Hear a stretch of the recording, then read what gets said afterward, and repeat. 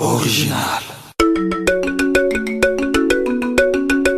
J'aimerais, si c'était possible, dans chaque école qu'on mette au moins l'environ 3 Lingala. Tu vois ce que je veux dire? Pour que les gens comprennent cet humour. Banakili, Tolo Banabino et Loboé.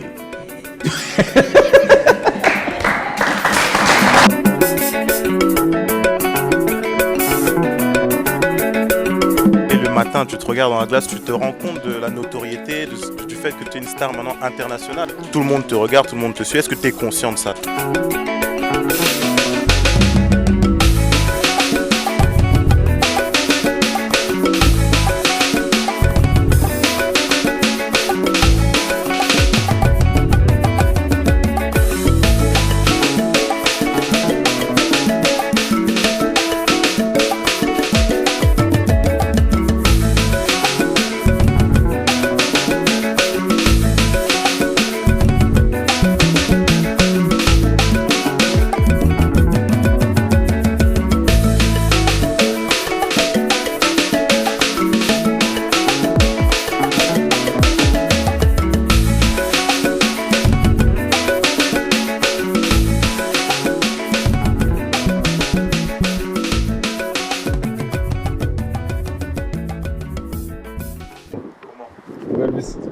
Ça va quand ça va? Ok. Ça va bien? Tu m'accueilles chez toi alors? Ouais, tranquillement, je t'accueille chez moi, à la base, à la source, c'est La vrai. base. Il fait bon Rougemont. vivre ici? Ouais, il fait très bon vivre. J'avais un peu Contrairement à peur ce de que- venir. Mais... Non, faut pas, Ça faut va. pas. C'est, tout le monde est accueillant, on est dans le 93, hein, c'est chaleureux. Ouais. Donc voilà. C'est quoi la cité? On est où ici exactement? Bah viens, je vais te faire une petite visite guidée de où Ok. on va. Là, on est au Rougemont. C'est un quartier du 93 de Sevran. C'est ici que tu as grandi alors? C'est ici que j'ai grandi, c'est à Sevran. Ouais. Essentiellement, j'ai vécu dans pas mal de villes, mais c'est Sevran essentiellement vraiment que j'ai fait, on va dire, j'ai tous mes amis et tout quoi. D'accord. Bon, il y a Voilà. beaucoup de gens qui ne te connaissent pas, donc il faudrait peut-être déjà que tu te présentes. Bon, les plus jeunes connaissent un peu les Vines. Pour les gens qui ne te connaissent pas un peu, comment Écoute, tu moi pourrais te c'est présenter? Noah Lounsi, 28 ans, humoriste, comédien, artiste, acteur déconneur, imbécileur. Non, écoute, je suis ancien footballeur pro et depuis l'année dernière j'ai rompu mon contrat. Et ce qui s'est passé, c'est que il y a eu un phénomène Vine. Je sais pas si tu vois la mouvement des États-Unis, tout ça. On va bien expliquer déjà le Vine parce que Le Vine, en fait, c'est des courtes vidéos de 6 secondes. Oh, mais gênant. Pourquoi tu manges fort comme ça? Hein? Il y a un cancer dans ta bouche? Faut te dosifier, hein? T'as trop l'assurance quand tu manges, c'est pas toi qui paies la nourriture. À base, c'était pas quelque chose d'humoristique. C'est-à-dire que c'était juste des petites vidéos de 6 secondes que les gens se partageaient, tu vois, sur Internet. Et il y a eu des mecs qui ont commencé à faire des petites vidéos marrantes de 6 secondes. Et ça a pris une ampleur, tu connais le buzz quand ça prend et quand les gens partagent, surtout avec Internet, la vitesse d'Internet, donc ça va très vite. Moi, je suis un gros déconneur, tu vois. Je suis avec mes potes, avec ma mère, je suis tout le temps en train de déconner. Et le truc, c'est que j'avais vu une vidéo d'un pote qui avait fait une version, un Vine, de la réaction des gens chez les blancs quand quelqu'un meurt et chez les noirs quand quelqu'un meurt. Et cette vidéo, elle m'a tué, tu vois. Et je me suis dit, pourquoi pas en faire un remake. Et je l'ai appelé, je lui ai dit, frère, je vais faire un remake de ce que tu fais. Et j'ai fait un remake et à ma à grande partir de là, surprise, ça a commencé à démarrer ça a le buzzé phénomène. comme pas possible. Et le phénomène, après, tu vois, ça a pris...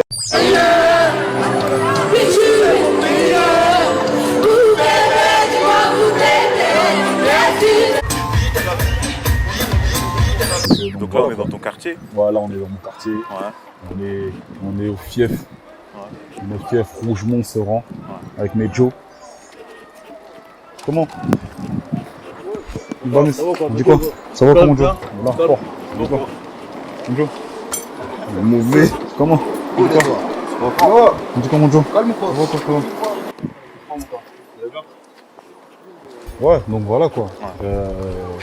Si c'est chez moi, c'est où j'ai grandi. C'est quoi pour toi grandir dans une cité quand tu es d'origine africaine? Est-ce que tu penses qu'aujourd'hui c'est une chance ou c'est un handicap vraiment comme beaucoup de gens pensent? Moi je pense vraiment que c'est une chance.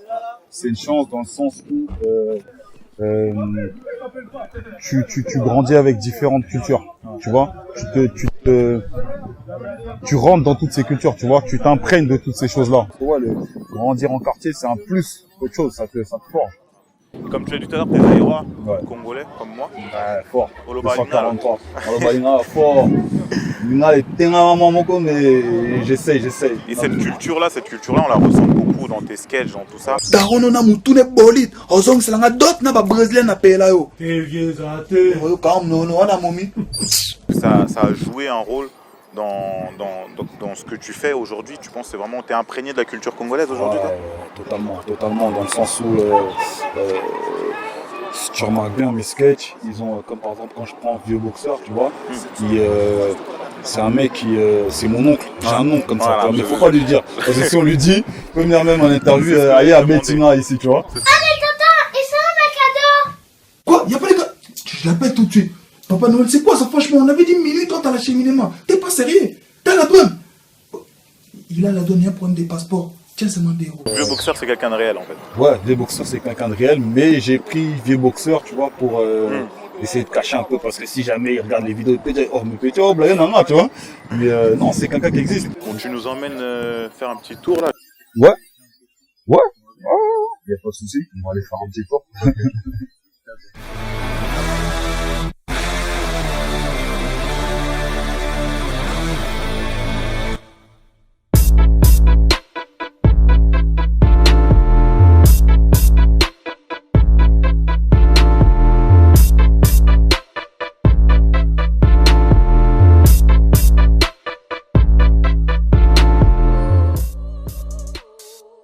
On est en voiture, c'est ton lieu principal d'inspiration, hein, ce que j'ai vu à tes vidéos.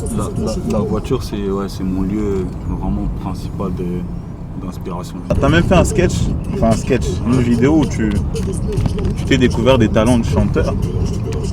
Tu les interprètes une chanson de Fabregas avec une voix relativement cassée, Une voix, ouais. une voix relativement rock.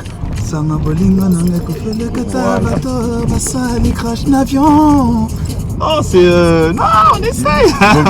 Non, on essaye, que ce soit Fabregas, que ce soit Fali. Ouais. Ça fera succès PC accès gratuit na jacuzzi odeur à excès ici respect à tapis rouge Tu vois, même Fali, tu vois, tu sens que. Dans ya vélo, chérie, à gâteau traqué va terroriser. Ton plongé flotté au cœur d'un secret bien gardé. Na bangomba ya Afghanistan, pas frontière ya Pakistan. Et toi, concernant le Congo, on va revenir un peu sur tes inspirations. Tu as des personnes qui t'ont un peu donné l'envie de faire de l'humour, des personnes que tu suis dans le théâtre congolais? Il y a énormément de gens qui l'humour congolais, ça, c'est un des humours, je trouve. Et vraiment, faut mettre au moins langue 23 Lingala. Tu vois ce que je veux dire? Pour que les gens comprennent cet humour, parce que c'est un des humours les plus aboutis et les plus complets qu'il y ait dans le monde. Peu de gens le savent. Et je pèse mes mots. Hein. C'est recherché, c'est très très recherché. Tu vois, c'est pas des. Ils vont pas te faire des blagues de merde ou tu vois. C'est très recherché. Il y a des métaphores, il y a plein de choses qui sont bien faites, tu vois. Et moi, quand tu prends des mecs comme Sai Sai, des mecs comme Vu de loin, des mecs comme De Londres, Essobé, des Sans Souci, des Vieux Loukouli, paix à son âme, Sans Souci aussi, paix à son âme. C'est des gens qui.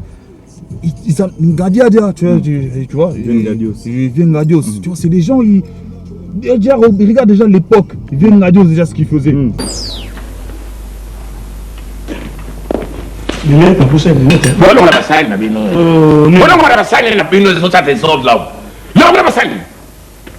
Tu vois, c'est des gens, ils ont des inspirations, tu te dis, mais comment il a eu cette inspiration? Tu vois ce que je veux dire ou pas?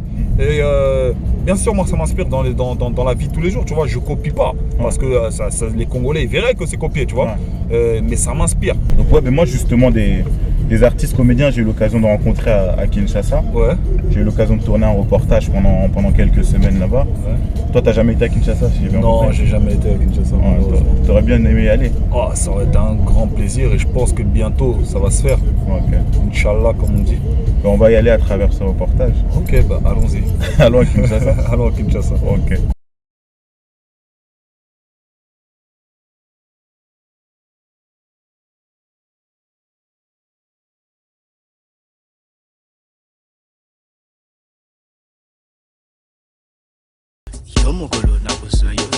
Kinshasa, une ville en pleine mutation. 10 millions d'habitants, et des milliers de comédiens, musiciens et artistes en tout genre. Mais parfois, Kinshasa c'est aussi ça. Avec des pierres et de simples bâtons, ils ont décidé de se battre pour défendre la démocratie. Dans les rues de Kinshasa, depuis lundi, les étudiants affrontent la police.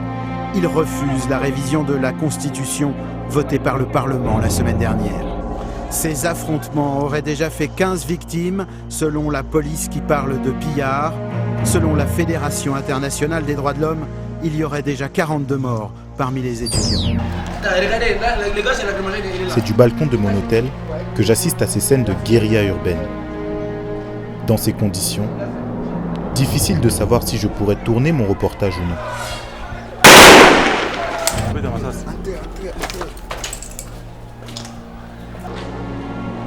Finalement, après quelques jours d'accalmie, je décide de le tourner quand même. Lui, c'est Sai Sai. Autoproclamé patron des comédiens, c'est une véritable star en RDC. En plus de ses activités de comédien, Sai Sai est un businessman hors pair. Il possède sa propre boîte de production et est présent sur une quinzaine de publicités télévisées.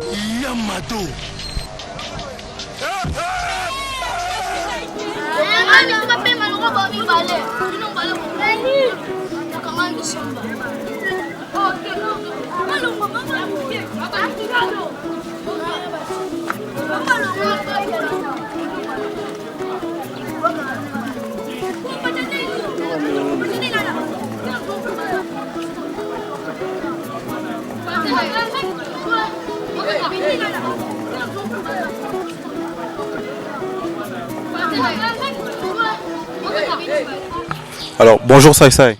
Bonjour Elvis. On est aujourd'hui à Kitambo, c'est ça? Ouais, Kitambo, c'est une commune, première commune. Première commune, et c'est là que tu as construit donc ton château, on va dire. C'est une très belle œuvre. Ça fait combien de temps que tu construis cette maison? Ben, ça fait aujourd'hui 3 ans. 3 ans que je suis dans cette aventure de construire cette maison. Quand tu te réveilles le matin, tu te regardes dans la glace, tu te rends compte de la notoriété, du fait que tu es une star maintenant internationale, parce que c'est pas seulement ici à Kinshasa, c'est à Paris, à Bruxelles, même en Amérique. Tout le monde te regarde, tout le monde te suit. Est-ce que tu es conscient de ça? Très conscient, très conscient. Sinon, j'allais pas fournir des efforts d'augmenter ma façon de jouer, ma façon de réfléchir sur le plan scénique, quoi. Avant, c'était comme les enfants en train de jouer. Les gens ne pensaient pas vraiment que l'humour pouvait faire quelque chose dans leur vie. L'humour aujourd'hui, je peux dire que voilà, nous sommes respectés. Et l'humour aussi, un humoriste peut vivre comme un ministre maintenant là. Donc voilà.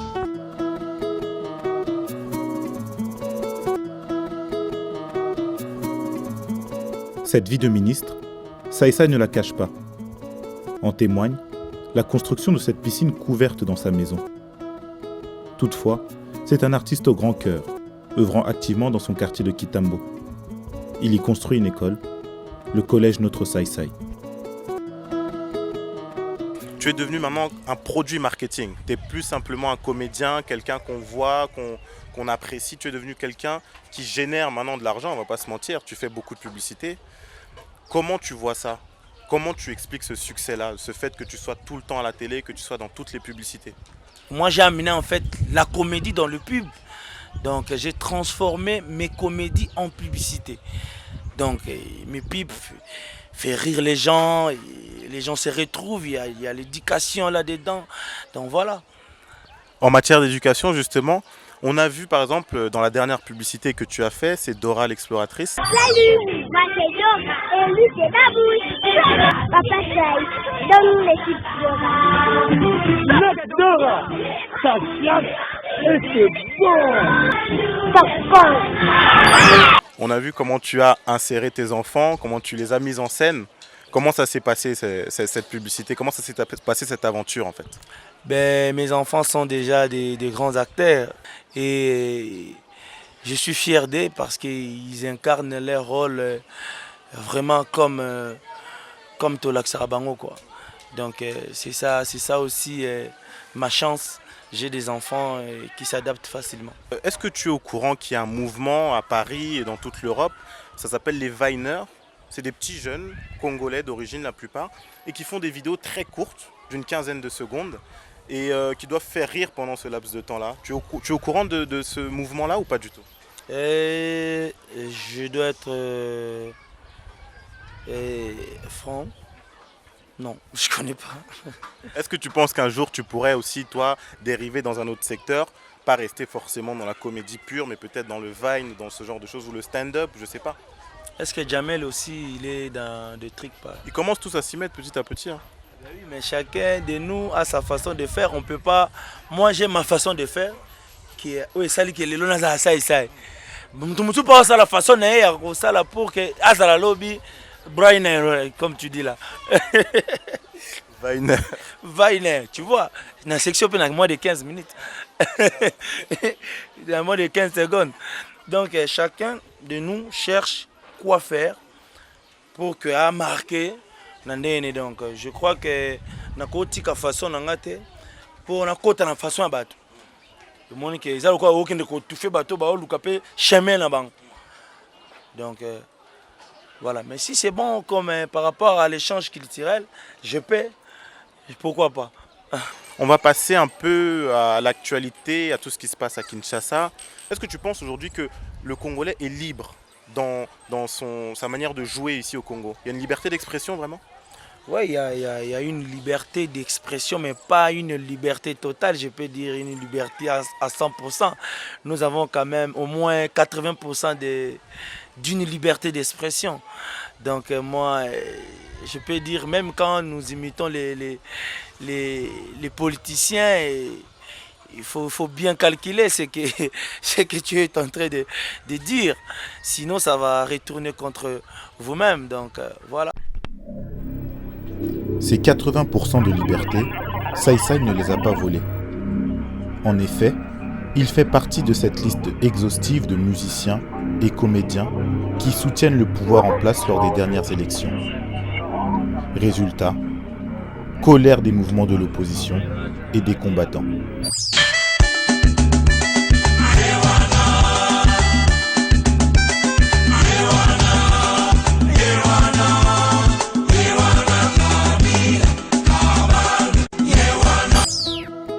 Aujourd'hui, Sai Sai assure ne plus s'ingérer dans les affaires politiques. Et c'est en lingala et avec beaucoup de retenue qu'il répond aux questions à ce sujet. Tu es aussi un leader d'opinion, c'est-à-dire que tu es devenu quelqu'un comme une icône, ça veut dire que ta voix va porter.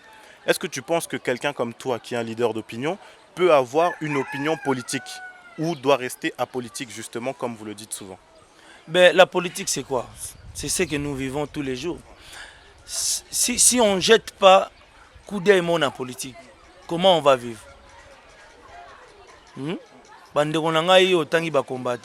S'ils sont aujourd'hui des combattants, parce qu'ils ont jeté un coup d'œil dans la politique. Tu vois? Donc, ça y peut choix aux combattants. Bon, yo, ça y choix. Ça y choix.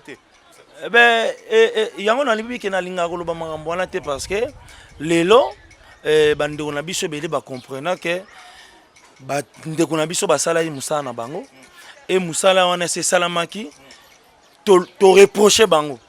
Moi je trouve que la réponse sera na ba prochain propagande, na ba prochaine élection de ba oyeba ke nana yokaki te.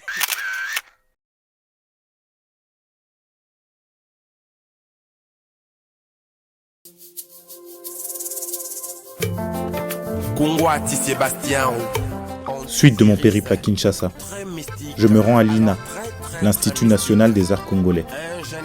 C'est la pépinière des artistes. Peut-être l'endroit où nous trouverons notre prochain Sai Sai.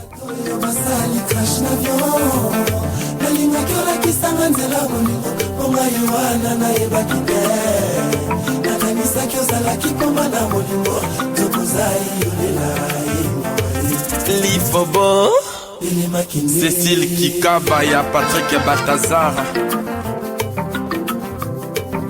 Bob et Bompé Solovi. Souviens-toi qu'on m'a timai, tout seul et Mikole Belé, Sébastien Albert. Bonjour. étudiez quoi? L'animation culturelle. Animation culturelle?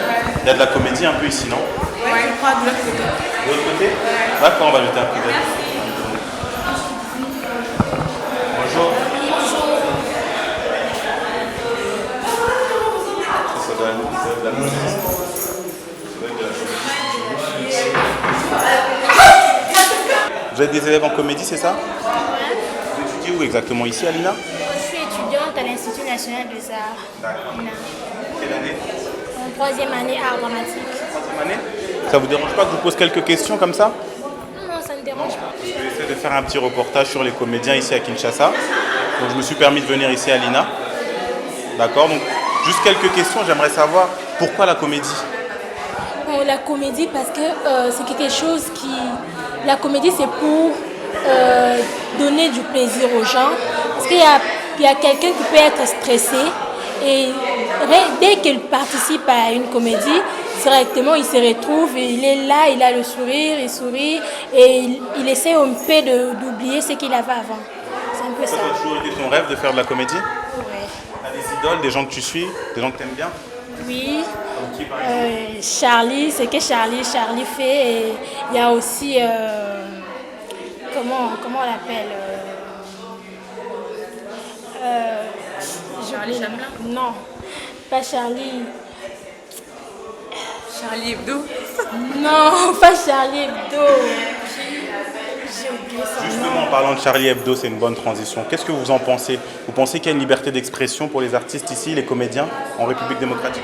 Pour les artistes ici au Congo, bon, il y a une liberté, oui. Il y a une liberté, sauf qu'ils ne sont pas vraiment considérés. Moi, je trouve que les gens, lorsqu'ils attendent que tu fais la comédie, ils se disent, bon, c'est quoi encore la comédie? C'est fait pour des illettrés, des gens qui n'ont pas été sur le banc de l'école. Donc, ils essaient un peu de minimiser les comédiens. Peu importe ce que les gens peuvent dire, il faut commencer d'abord par aimer. Et puis, ça ira.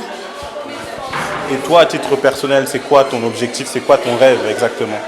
Moi, mon rêve d'abord, c'est de devenir une grande star, une cinéaste, bon, jouer dans de grands films et tout, faire des comédies, et jouer dans des films de fiction et tout.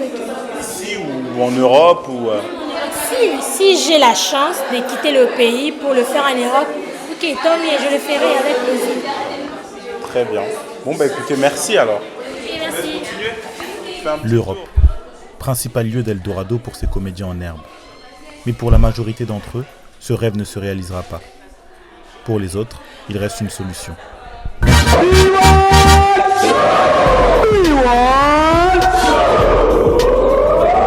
Le B1 Show.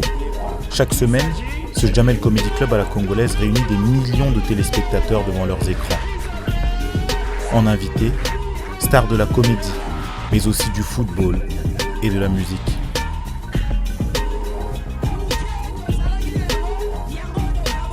C'est l'endroit rêvé pour les comédiens qui veulent se produire et conquérir un nouveau public. L'animateur, c'est lui, Dauphin. Et aujourd'hui, c'est moi qui l'accueille pour une interview aussi délirante que le personnage. Alors bonjour Dauphin. Bonjour. Bon, aujourd'hui c'est moi qui t'accueille, hein. Les rôles sont inversés. Ouais, j'ai pas compris pourquoi. Alors comme l'un de rigueur, on va dire B1 Show. B1 Show. Ils sont plus chauds avec moi. Hein. Hein, tu as perdu ta place. Ah ouais. Voilà, donc je t'accueille aujourd'hui. C'est ta première fois au B1 Show, c'est ça? C'est la première fois qu'on m'accueille, oui, dans mon propre plateau. Dans mon propre plateau. Ton ancien plateau. Ancien plateau, si tu veux. Ouais. Donc je t'appelle... Je sais pas si je peux dire c'est un coup d'état que tu m'as fait. Un coup d'état? C'est comme ça, c'est la vie. Donc tu t'appelles Dauphin Mboula Matadi, c'est ça? Non, Dauphin Mboula Matadi. Mboula Matadi. Ouais, B-U-L-A-M-A-T-A-D-I. Mboula Matadi. Première chose, est-ce que c'est ton vrai nom? Ouais, c'est mon vrai nom, c'est nom de famille. Mboula Matadi, comme le Matadi qui se trouve au Bas-Congo, là, les casseurs de pierre. Mboula Matadi, donc casseur de pierre. Casseur de pierre. Voilà, c'est ça. D'accord, au moins aujourd'hui on a une explication sur ce, au moins. Sur ce sobriquet. Donc tu es réalisateur, tu es producteur, tu es comédien. Comédien. Et tu étais animateur du B1 Show. Oui, je fus jadis animateur du B1 Show jusqu'à ce qu'il y a eu une personne qui se ressemble à Maître Gims qui m'a pris la place. Et avec la barbe, avec des lunettes, ça vous voit en fait. Hein. Ah, je me tire de mon pauvre un motif. Parfois je sens le cœur qui s'endurcit. Comme tu as pris ma place. Ah, tu es aussi chanteur alors, si je comprends bien. J'imite. Voilà, donc tu peux nous en dire un peu plus sur ton parcours? Bon, sur mon parcours artistique. Artistique, oui. Mon parcours artistique, bon voilà, comme tu l'as dit, je suis dauphin de Matadi.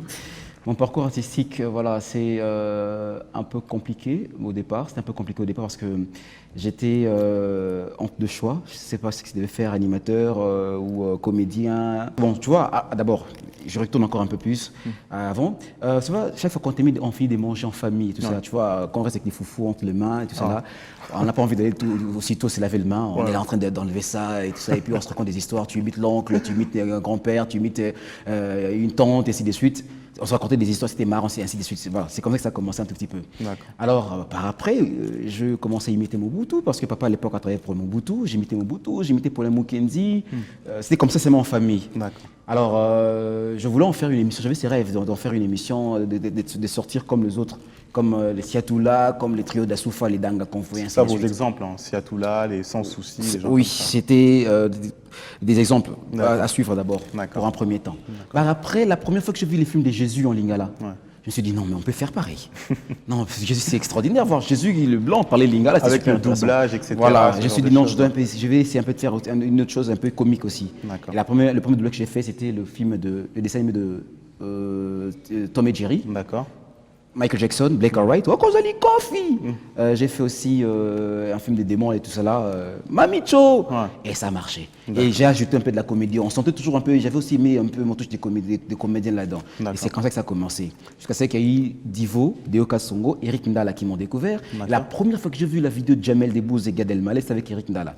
Qui m'a montré la vidéo, il m'a dit, mais on peut faire pareil, on peut faire des cabarets du rire, on peut faire des trucs comme ça. Comme jamais j'ai dit, waouh, il existe des sons pareils aussi. C'est lui qui t'a un peu motivé à faire ça. Voilà, ils m'ont vraiment motivé. La première fois, on a organisé le cabaret du rire, ce grand hôtel, à l'atmosphère à l'époque. C'était une réussite totale. La première fois que j'ai fait du one-man show, du stand-up comme ça, et ça marchait. Et après, voilà, j'ai commencé à faire un gagne-pain dans des fêtes de mariage, dans des manifestations, dans des organisations, et ainsi de suite.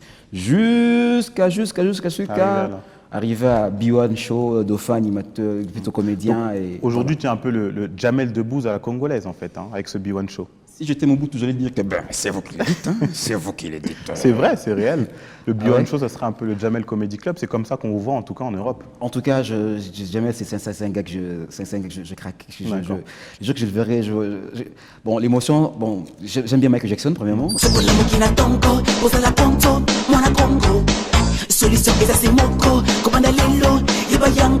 Michael n'est plus, il est mort.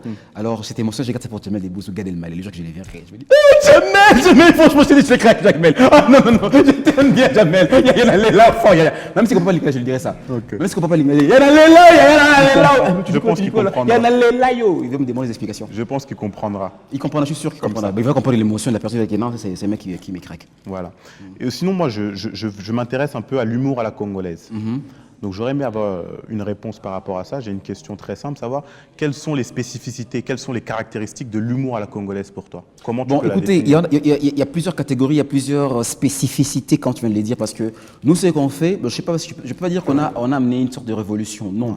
Mais on a essayé un petit peu d'assaisonner cela d'une autre manière pour que ce soit un peu différent des autres, quoi, tu vois? D'accord. Parce que avant, pour être comédien, il faudrait se déguiser, faire le bouffonnerie, tu fais être bouffon, mettre la fausse barbe, être ventru, mettre de ventre, féchu, ainsi de suite, et puis changer de voix, changer des tonalités, ainsi de suite. C'est un peu comme ça. On est plus stand-up, on est plus direct. Voilà, et maintenant on est plus direct, on est naturel, on s'habille en veste, on s'habille comme ça, et puis voilà, ça passe quoi. D'accord. C'est vrai que c'est un truc que les Blancs ont commencé, le français, Jamel, Gad Elmaleh, je sais pas, ils en ont fait, Coluche, ainsi de suite. Alors nous on essaie aussi d'adapter ça aussi à la congolaise, et du coup ça marche quoi. Il y a de ceux-là qui veulent la Ski Dauphin, qui viennent animer leurs trucs en français.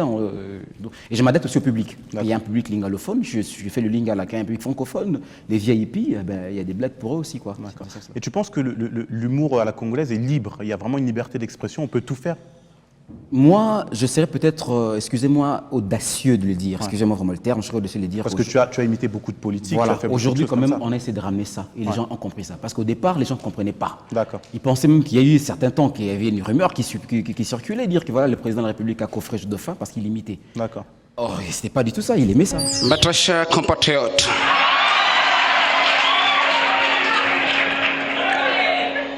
Congolaises et Congolais. Primo, je tiens à vous remercier d'avoir répondu à cette invitation. J'ai imposé ces styles, j'ai imposé. J'imite André Kimbuta. Ils aiment bien quand on fait leur caricature, quoi. Donc ils aiment bien. Quand on imite Joseph, quand j'imite le président Mobutu, quand j'imite... Imaginez-vous, devant le président Kabila, j'ai imité Mobutu. Devant le président Kabila, j'ai imité Achichi. Devant le président Kabila, j'ai imité plusieurs personnalités politiques. C'est pas parce qu'il n'aime pas ça, non, il aime ça, il s'est marré. Voilà quoi, on a imposé un peu ce style-là, ils comprennent ça, quoi. Avant de nous quitter, tu pourrais faire une petite improvisation comme ça, soit Kimbuta ou Kabila, je sais pas, qu'on puisse se quitter. Banakini, Tolo Banabino et Loboé.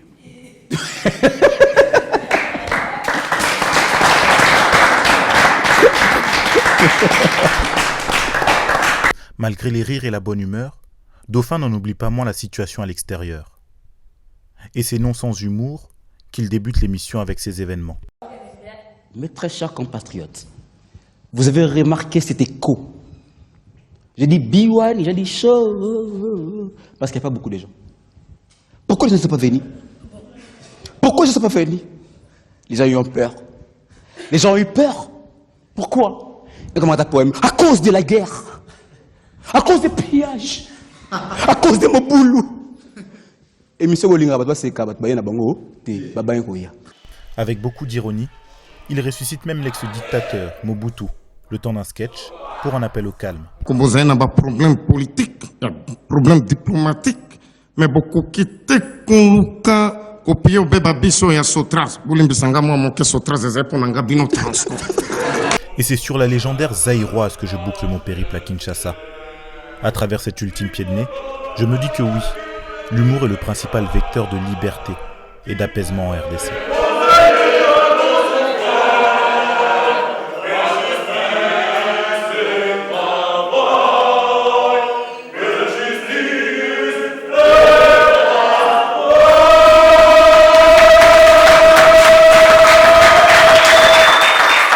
Retour en région parisienne avec le Viner Noah Lunsi. Comme tu as pu le voir dans le reportage, j'ai tourné dans des conditions assez difficiles. Aujourd'hui, quand on entend toutes ces choses-là, les 8 millions de morts qu'on répète si souvent, tous les troubles qui se passent à Kinshasa, comment tu sens ça, toi, en tant qu'enfant de la diaspora, en tant que on va dire, ambassadeur du Congo? Vraiment, ça me fait mal, dans le sens où ces atrocités, ce qui se passe, tu vois, elles sont pas énormément relayées par les médias, tu vois. Et après, comme je te dis, tu vois, personne n'a le monopole de la douleur ou quoi que ce soit, tu vois. Mais je trouve qu'on devrait un peu plus en parler. C'est pour ça que si tu remarques bien sur mon Instagram ou sur mes pages des réseaux sociaux, j'essaie énormément de relayer, d'en parler, tu vois, à ma manière. Et je dis pas que moi je vais faire avancer les choses, tu vois. Mais je dis juste que voilà, si avec le peu de gens qui me suivent, je peux essayer de relayer ça et de faire prendre conscience même une seconde que voilà, on rigole, mais stop, tu vois. Il y a des choses graves qui se passent au Congo. Je serais gagnant.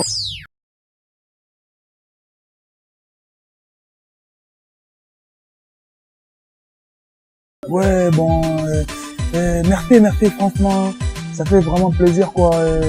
Merci Nzambe. J'espère que vous avez apprécié. Et donc voilà, quoi. Big up.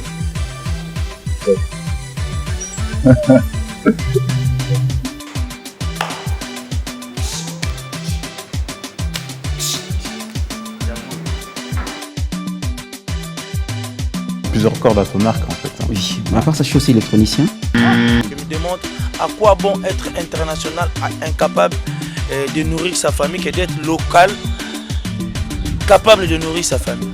Moi, je préfère rester locaux, mais un local fort. Et ça va être un truc de ouf.